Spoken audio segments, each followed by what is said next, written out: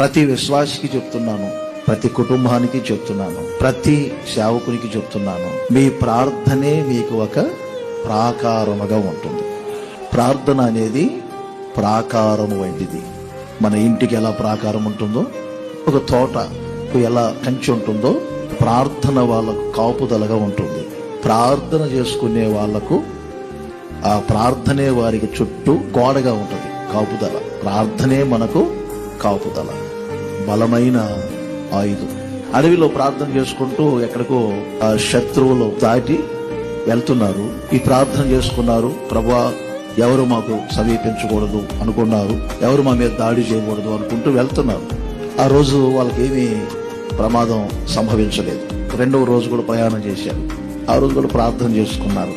ఆ రోజు కూడా ఎటువంటి శత్రువులు వారిని దాడి చేయలేదు. మూడవ రోజు కూడా ప్రయాణం చేస్తూ ప్రార్థన చేసుకున్నారు. మూడో రోజు కూడా శత్రువులు వారి మీద దాడి చేయలేదు.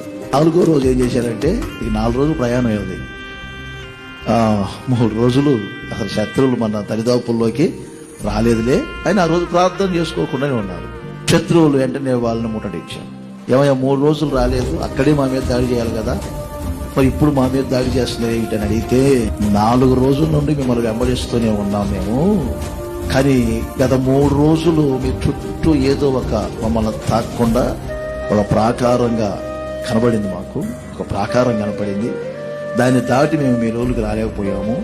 కానీ ఈ రోజు చూస్తేనేమో చుట్టూ ప్రాకారం ఏమీ లేదు, కాపుదల ఏం కనపడలేదు, అందుకే దాడి చేశాం అంటే అప్పుడు వాళ్ళు గుర్తించారు. ఏమని? గత 3 రోజులు ప్రార్థన చేసుకున్నాము, ఈరోజు ప్రార్థన చేసుకోలేదు.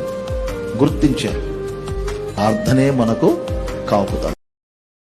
Download ShareChat.